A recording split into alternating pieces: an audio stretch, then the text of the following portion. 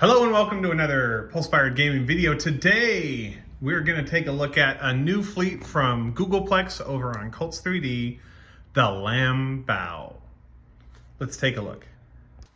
All right, the Lambdao Fleet consists of 12 ships, and we're going to do a standard fleet showcase, and then we'll talk about a little bit about the scaling that we chose with the ship. So, in reverse order, in a rare reverse order decision, we're going to go biggest to smallest because I think the bigger ships are more interesting and I want to cover those. So these are printed at approximately, I think, 161% scale or something like that from the original ships. And they are printed specifically to fit well next to Star Wars or Armada scale ships that we use on our tabletop. That's fairly common for us. That's what we do. But we have these ships printed in both FDM and resin at both the original scale designed by the creator and our scale. So we'll take a look at that here. First and foremost, we'll have the relatively unpainted heavy carrier. Now the heavy carrier is different from the light carrier because it's got this portion right here that makes it all nice and thick and bubbly. We primed this, but I think we need to do a coat of varnish on it because when we tried to paint it with our contrast paints, it was a little weird. So we'll get to that later. It looks very similar to the light carrier that we'll take a look at in a second. It's just more, basically. It's a big chonkin' baby.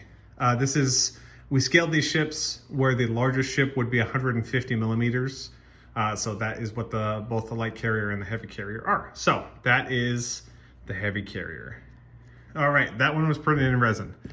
The light carrier was printed in FDM on a Mingda Magician Pro along with fighters. And I was kind of surprised to see that the fighters came out so well, but for FDM, I was very impressed with them.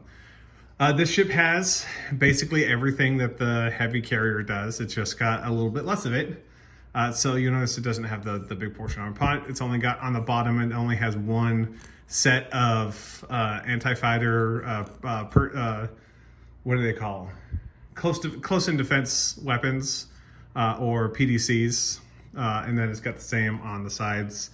This was painted by us. It's not very good, but I think it's good enough for the table. And there we go. That is the light carrier. Briefly, we're going to take a look at the fighters. These fighters are close to the original scale of the fighters. The fighters are supposed to be a little bit bigger so you can see them on the table. These guys printed pretty dang easy. They definitely have some print artifacts from being printed in FDM that they wouldn't have in resin, but they came out, I think, pretty dang good for an FDM printer. So that's the fighters out of the way. Going down the line to the next biggest ship, we have the Dreadnought. The Dreadnought basically combines all of the design elements that you'll see from every other ship that we're going to showcase on here. And it's got these nice, wonderful big guns on here. If you were to write this up in full thrust, you could very easily do kind of a WYSIWYG kind of thing where it's got these turreted laser weapons, or you could call them kinetic weapons. It's got these big guys. It's got PDS. And yeah, it's a fantastic looking ship on here. I think of the ships that Go0gleplex does, a lot of them, they have some nice unique elements that make them fun to look at, and the Lambdao Fleet is, I think, no exception to that. So that is the Lambdao Dreadnought. Now, moving right along, we'll put these in the back so we have some room to move around. We have the Battleship. Now, the Battleship it's not exactly unique as far as its shape goes, but it has all of the design elements, but it has this nice little nose section on here, and it makes it just stand out a little bit. The ship's got these two fantastic guns in the front, and then the turreted guns on the sides, PDS guns on here. I don't know what these are, but I decided to highlight them in red so that they would show up a little bit better. That is the Battleship.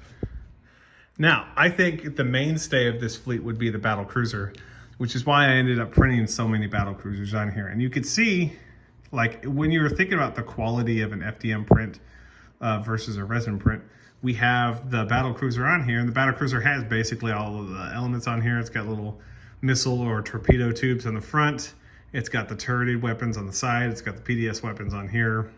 All of the engine system or engine blocks look the same. But let's take a look. So we have, this is the painted battlecruiser. This is a primed battlecruiser, also printed in FDM. And then you also have the raw unprimed version of the ship. All three of these are the same ships. They're all printed on the same machine. And you can see, you know, depending on what you're looking for in a starship, FDM printers are utterly amazing for what you need. But I mean, resin printers can do the same thing. And now resin printers are, I think, cheaper than ever. The big holdup between resin and FDM is FDM is about half of the cost for materials than a resin printer. So for half of the cost of a resin print, you could print out one of these.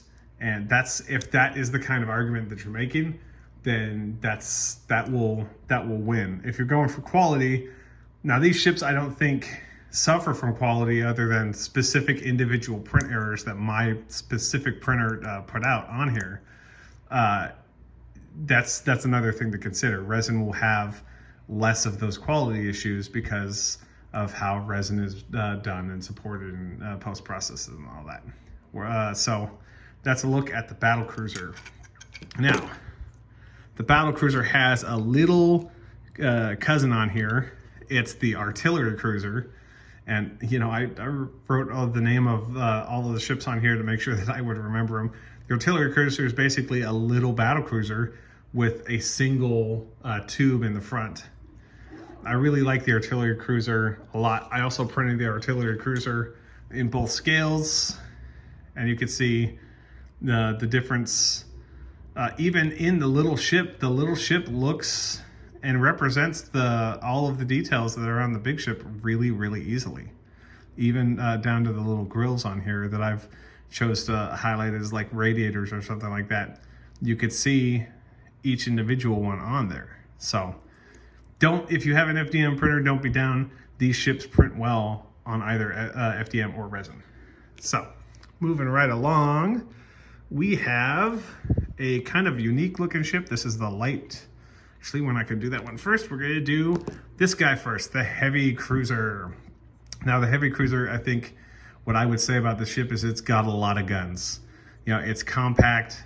It's got the four, I don't know if you would call these guns or antennas or what on the front, but it's got the gun turrets on each of the sides. It's a big, heavy weight kind of ship on here. And it looks really good. The light cruiser is different, where it's got the three on top and bottom, very clearly missile or torpedoes. It does have two sets of turrets on either side, and then again the little side boxes, which could be, I mean, they could be a variety of weapon systems. They could be like limpited missile racks. They could be additional like sensor systems. They could be additional shield systems or something like that. But I'm not exactly sure how to define them. So that is the light cruiser. Now, we have some interesting ships coming up here. First of all, the destroyer. The destroyer has a similar face to it as the heavy cruiser does, but it's just two really big guns, and then it's got the forward-facing little gun thing on here. The destroyer, I like it because it's just a chonker guy, and you could see like battlecruiser being toted around with a couple destroyers as an escort on there, and I really like it. One thing that Go0gleplex did with his forces is he did make the smaller ships a lot more specialized than he normally does, and I like that. I like it a lot. You've got some specialized ships where you can, you know, the story of this faction gets told out, I think, really well. So you have the ECM, or the electronic warfare frigate, where it's got these two guns, which could be torpedo launchers if they're the same as the other fleet. It does have some anti fighter capability with the little PDSs on here. But this big dome on here is really what what this guy's about. Is he's supposed to come out here and be able to disrupt or counter attack other people's ECM against ships on here. I really like the frigate. I think it's a really good addition to the fleet. Now we come to the two smaller ships. Both of these ships are corvettes, and they have very different profiles on here. The torpedo corvette is basically just, hey, we have this space frame laying around. Let's throw some torpedo tubes on it and let it go. And it's very basic. It doesn't really fit into the rest of the design language. So you could probably say, hey, this is an older but tested space frame. And then you get to the this is the anti-fighter corvette, and this guy, like the frigate, has a little ECM dome on here, but is basically the only weapons that it has that you can see are the PDSs. So you stick out this on here while escorting bigger ships that might be more vulnerable to fighters, and it would be a adequate defense against that, especially if you had like four or five of them in a fleet that you could deploy defensively around your more important vessels. So we got the Lambdao ships, and we were talking about the individual sizes. Let's real quick grab the 4 ships that we have sizes for. Okay, so we want the artillery cruiser, we want both carriers, and then we want the Dreadnought. So we're gonna sweep all of this away, and we're gonna look at these. So artillery cruiser, Dreadnought, light carrier, heavy carrier, and then you see the FDM variants of this. Now, here's the FDM heavy carrier and the FDM light carrier. Okay, and then you have the Dreadnought and the artillery cruiser. We got all those in frame. So each one of these ships are printed in both the original scale and the our modified scale for our tabletop. And I gotta say, this is, I think, a testament to dialing in your printer so you have less of these artifacts on here, like that guy. That is definitely something that shouldn't be on the print. And that's, again, an individual printer mistake, not a mistake on the file itself. But you could see largely the details on these ships are all here represented pretty well.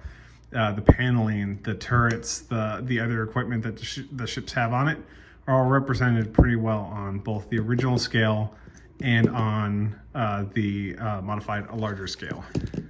And really, you don't really have much to say beyond that, because there are limitations to FDM, but those limitations, depending on what your application is, could be not limitations for your own application. All right. So this has been the Lambdao Fleet Showcase. I appreciate you guys coming on and enjoying this stuff with us. We've got some more content to shoot and get out. However, if you would like more of this content, feel free to subscribe. Hit the bell notification to get notified when we have new content go live. Thank you very much for all the new subscribers that have shown up in the last few days. We've actually had a pretty large push percentage-wise on here. Thank you to Go0gleplex for letting us be your one of your commercial printers for this. If people are interested, feel free to contact us in the contact form link down below. Otherwise, thank you very much for watching, and have a great day.